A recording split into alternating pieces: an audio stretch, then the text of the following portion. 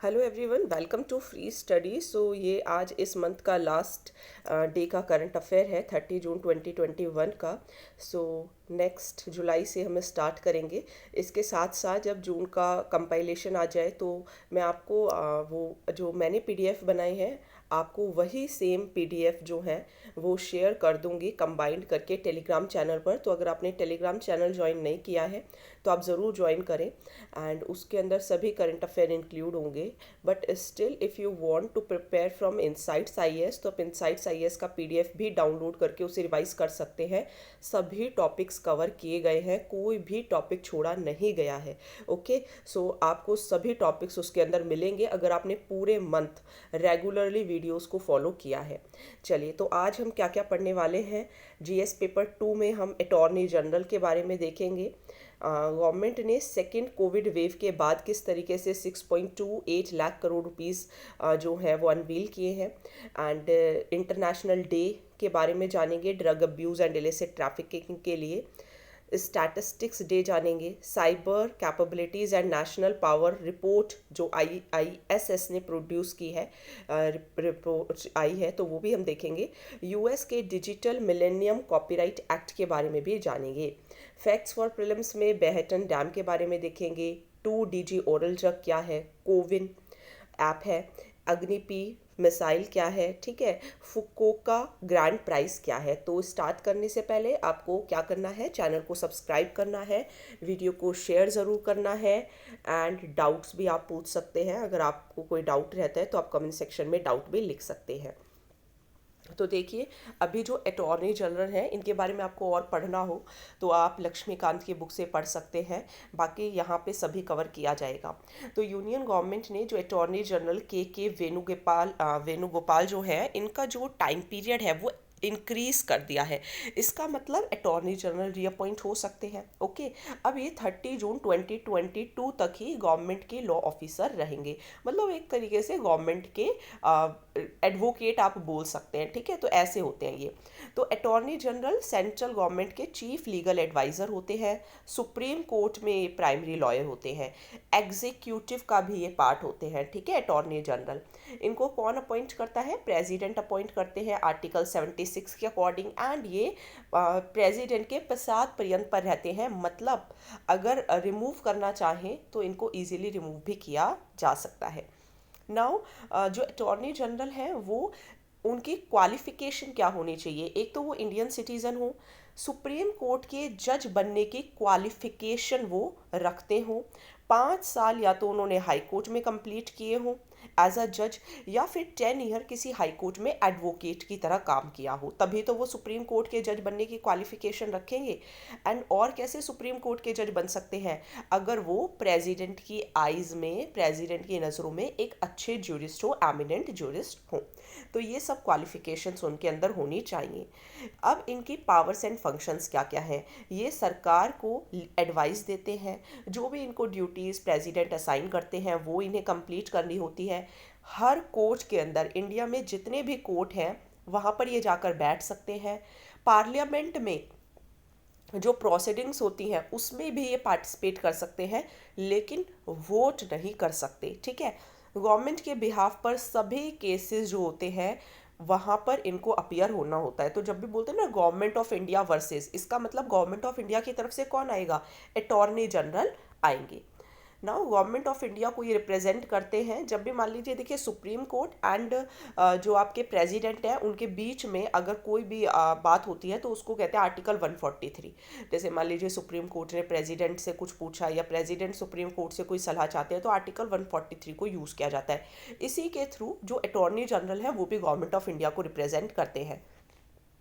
Then देखिए, जो attorney general है वो can accept briefs but can not appear against the government. मतलब वो सरकार के खिलाफ नहीं जा सकते। ऐसा नहीं हो सकता कि सरकार के खिलाफ वो केस लड़ेंगे।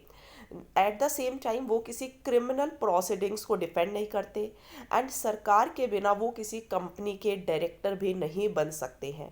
अटॉर्नी जनरल के साथ सॉलिसिटर जनरल होते हैं एंड कुछ एडिशनल सॉलिसिटर जनरल्स भी होते हैं। अब ये एडिशनल सॉलिसिटर जनरल्स आपको बताने हैं कि कितने होते हैं, चाहे तो आप लक्ष्मीकांत की बुक से पढ़ें या फिर आप चाहें तो आप गूगल भी कर सकते हैं।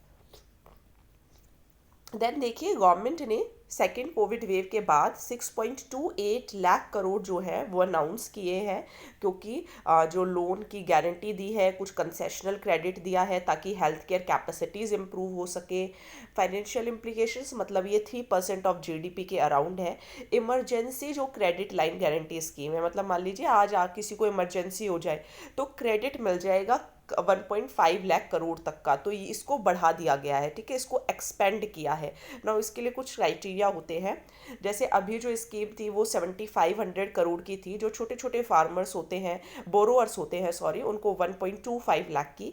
फ्रेश लोन लेना है तो 1.1 लाख करोड़ का था हेल्थ केयर इन्वेस्टमेंट्स के लिए, नॉन मेट्रोपॉलिटन एरियाज में एंड टूरिज्म के अंदर भी।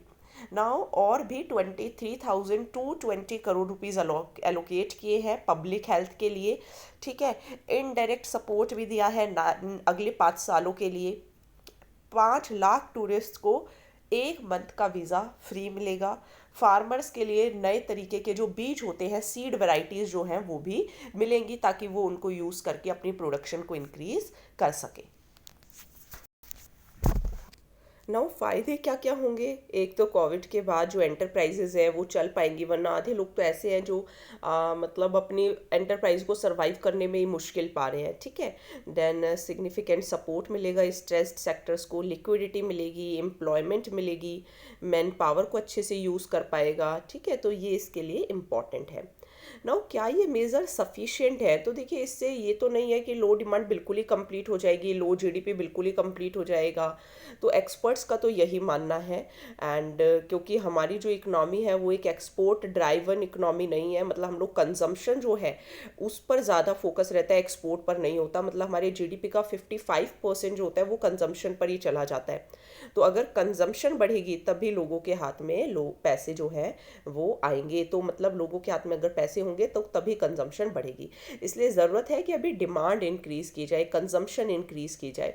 तो स्टडीज़ का यही कहना है कि जो मिडिल क्लास है वो 3.2 करोड़ से श्रंक हो गई है, एंड 7.5 करोड़ जो लोग हैं वो बीपीएल बन गए हैं, मतलब बिलो पॉवर्टी लाइन आ चुके हैं। चलिए अब 26 जून को यूएन जनरल असेंबली ने डिसाइड किया है कि वो इंटरनेशनल डे मनाएंगे drug abuse and illicit trafficking के लिए, क्योंकि ड्रग्स लेने से बहुत ज़्यादा हेल्थ पे असर पड़ता है, सोसाइटी पे असर पड़ता है, गवर्नेंस पे असर पड़ता है। इस साल की थीम ध्यान रखिएगा, share facts on drugs save lives. मतलब जैसे ड्रग्स से रिलेटेड आपको कोई फैक्ट्स पता चलते हैं कि इससे इतने लोगों की डेथ होती है, इतना लीवर ख़राब हो जाता है, तो इसको आप शेयर कीजिए एंड लोगों की लाइफ को बचाइए। एक रिपोर्ट आती है UN office on drugs and crimes, तो इसका एम यही होता है कि जो मिस इन्फॉर्मेशन है उसको भी क्या किया जाए, ख़त्म किया जाए। नाउ वर्ल्ड ड्रग रिपोर्ट 2021 आई थी, तो ये आप शेयर कर सकते हैं कि 275 मिलियन पीपल जो है लास्ट ईयर उन्होंने ड्रग्स यूज़ किए, एंड 36 मिलियन जो पीपल हैं वो ड्रग यूज़ डिसऑर्डर से सफ़र करते हैं। कैनेबीज का यूज़ ज़्यादा करते हैं। नॉन मेडिकल यूज़ है ड्रग्स का, मींस कोई भी मेडिकेशन नहीं होती।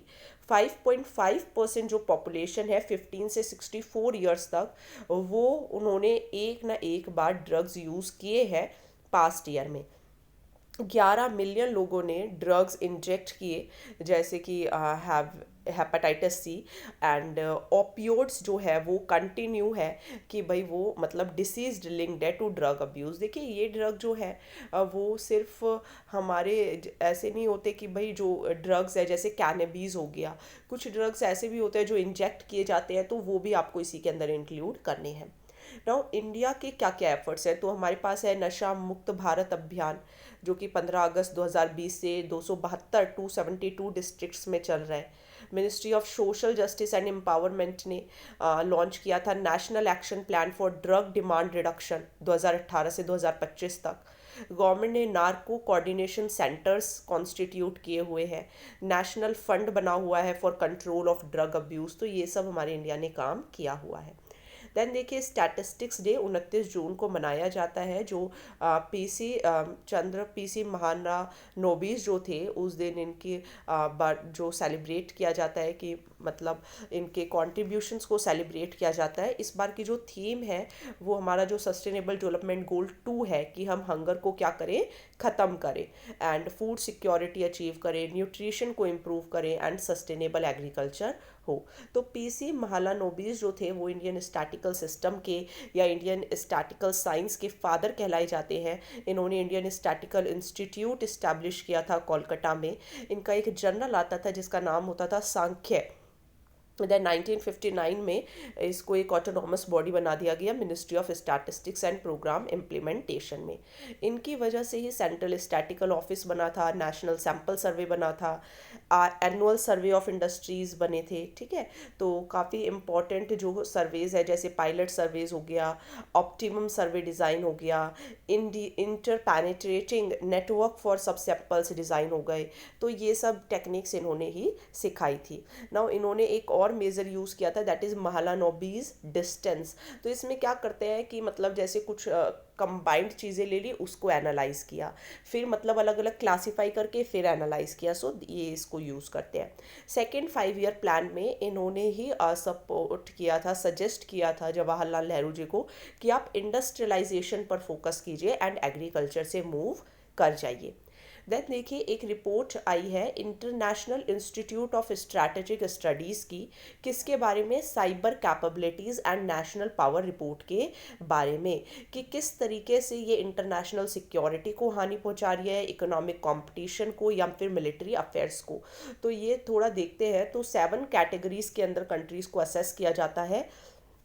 इसके अंदर अच्छी चीज़ें भी हैं जैसे स्ट्रैटेजी क्या है, गवर्नेंस कमांड एंड कंट्रोल क्या है, इंटेलिजेंस कैपेबिलिटी कितनी है, एम्पावरमेंट एंड डिपेंडेंस कितनी है, सिक्योरिटी एंड रेजिलियंस कितना है, साइबर स्पेस अफेयर्स में ग्लोबल लीडरशिप किसकी है, साइबर कैपेबिलिटी ऑफेंसिव किसकी है। तो ये जो रिपोर्ट है, जैसे जो फर्स्ट टायर है तो उसके अंदर यूएस से ही सिर्फ एक अकेली कंट्री है। सेकेंड टायर के अंदर काफ़ी सारी कंट्रीज़ आपको मिल जाएंगी जैसे Australia, Canada, China, France, Israel, Russia and UK. Third में आपको India, Indonesia, Iran, Japan, Malaysia, north Korea and Vietnam. तो ये आप ध्यान रख सकते हैं। यूएस जो है वो टॉप है साइबर पावर के अंदर, हैकर्स वहाँ पे बहुत बड़े बड़े बैठे हैं। यूएस ही एक अकेली कंट्री है जो साइबर सिक्योरिटी में भी फर्स्ट है, क्योंकि उनके जैसा जो डिजिटल बेस है वो किसी के पास भी नहीं है। चाइना सेकेंड टायर के अंदर है। ठीक है, तो यूएस एंड चाइना के अंदर आजकल काफ़ी कंपटीशन रहता है। इंडिया ने भी काफ़ी प्रोग्रेस की है साइबर स्पेस सिक्योरिटी के लिए। चाइना से भी हमारा जो कॉन्फ्रंट्रेशन होता रहता है लद्दाख को लेकर या अरुणाचल प्रदेश को लेकर, तो इसमें भी हमने साइबर सिक्योरिटी का जो साथ है वो लिया है। एंड इंडिया ने इसके प्रति जो है वो ये भी शो किया है कि हाँ हमें इसको लेके कंसर्न भी है। एंड जो वीकनेसेस हैं उसके ऊपर भी हमें क्या करना होगा, ध्यान देना पड़ेगा। नाउ इंडिया का जो अप्रोच है वो थोड़ा सा स्लो है लेकिन इंक्रीमेंटल है। ठीक है, तो मतलब हो सकता है आप जो प्रीलिम्स कर रहे हैं वो स्लो कर रहे हैं, बट आपके मार्क्स जो है, इम्प्रूवमेंट जो है वो बढ़ रही है। तो इंडिया के पास बेस्ट चांस है कि वो सेकेंड टायर में आए, थोड़ा और अच्छा पोटेंशियल दिखाए, थोड़ा और अच्छा होल ऑफ सोसाइटी, मतलब सबके बारे में सोचे, सिर्फ रिच पीपल को ही ना डिजिटल थिंग्स अवेलेबल हों वही सिक्योर हो। देन देखिए union minister for electronics and information technology ने वो ट्विटर अकाउंट से, so this is very important, एक US digital millennium copyright act है, इसको वायलेट किया। तो इसकी वजह से ट्विटर अकाउंट को विद इन 1 आवर क्या कर दिया गया, was locked out of his Twitter account. तो ये जो हमारे मिनिस्टर थे तो इनको मीन्स इनका जो अकाउंट था वो ब्लॉक कर दिया गया था।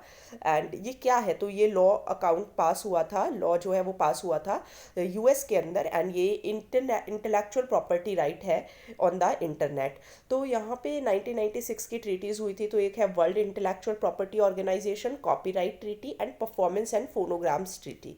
तो ये ट्रीटी यही कहते हैं कि जो भी नेशंस होंगे, जो भी सिग्नेटरीज होंगे, तो वो क्या करे, अपना जो भी मतलब जुरिस्डिक्शंस हैं वो प्रोवाइड करे, एंड इसके साथ साथ जो भी मीन्स को सिग्नेटरीज है वो चीज़ों को फॉलो करे। नाउ जो भी सिग्नेटरीज है वो टेक्निकल मेजर्स को अडॉप्ट करे कॉपीराइटेड वर्क को यूज़ करने से पहले, necessary international legal protection provide करें डिजिटल कंटेंट को। तो इसी को लेके कोई भी अगर गलत तरीके का कंटेंट या बिना किसी एथोराइजेशन के कंटेंट प्रोड्यूस करता है, जैसे कि फेसबुक हो गया, इंस्टाग्राम हो गया, ट्विटर हो गया, तो यहाँ पे वो डायरेक्टली अप्रोच कर सकते हैं, मतलब एक प्रूफ लेके डायरेक्टली अप्रोच कर सकते हैं कि ये गलत इन्होंने शेयर किया है। तो यहाँ पे यही आया, वर्ल्ड इंटेलेक्चुअल प्रॉपर्टी ऑर्गेनाइजेशन जो है वो भी यूएन की भी एक स्पेशल एजेंसी है, 1967 में बनी थी। 193 नेशंस, इंडिया भी इसके अंदर इंक्लूडेड है, उसे फॉलो करता है। इंटेलेक्चुअल प्रॉपर्टी क्या होता है? इंटेलेक्चुअल प्रॉपर्टी मतलब जब इंटेलेक्ट, आप अपने इंटेलेक्ट को यूज़ करके कोई चीज़ बनाते हैं। जैसे फॉर एग्जांपल ये पीडीएफ मैंने बनाया तो मैंने अपने इंटेलेक्ट को यूज़ करके बनाए, so I have used my copyrights and मतलब मेरे पास पेटेंट्स होंगे, मेरे पास ट्रेडमार्क्स होंगे, ठीक है, ट्रेड सीक्रेट्स होंगे, पब्लिसिटी राइट्स होंगी, मोरल राइट्स होंगी, ओके। सो नाउ कुछ फैक्ट्स फॉर प्लेन्स देखते हैं। एक तो बे हेटेन डैम, तो ये चाइना का साउथ वेस्टर्न एरिया में बन रहा है, second biggest hydro electric dam है, मतलब पानी से इलेक्ट्रिसिटी जनरेट करता है। जिनशा रिवर किसकी ट्रिब्यूटरी है? यांगसे की, ओके। तो 289 मीटर ये टॉल है, 16 जनरेटिंग यूनिट्स हैं, 1 मिलियन किलोवाट्स ईच की।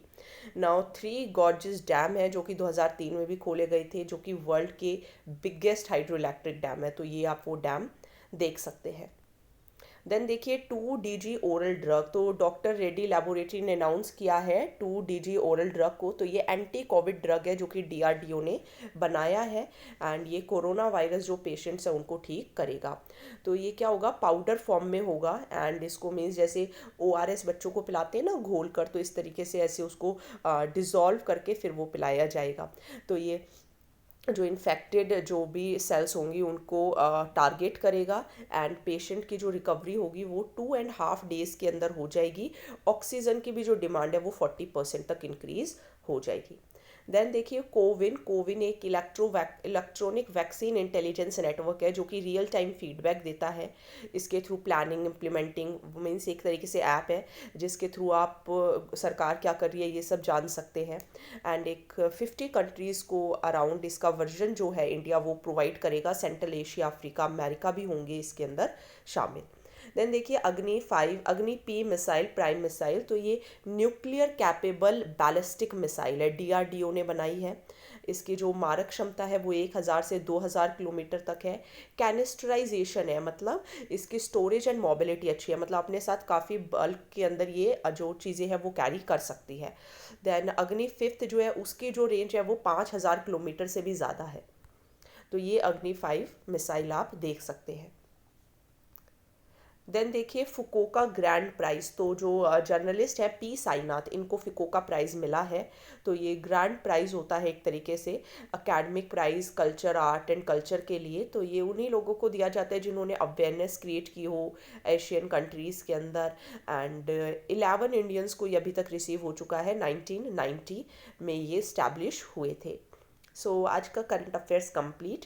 कल से जुलाई का स्टार्ट करेंगे। कोई डाउट हो कमेंट सेक्शन के अंदर ज़रूर लिखिएगा। अब आप रिवाइज कीजिए कंपाइलेशन को, उसमें भी कोई डाउट हो तो आप कमेंट सेक्शन के अंदर ज़रूर लिख सकते हैं। Thank you so much.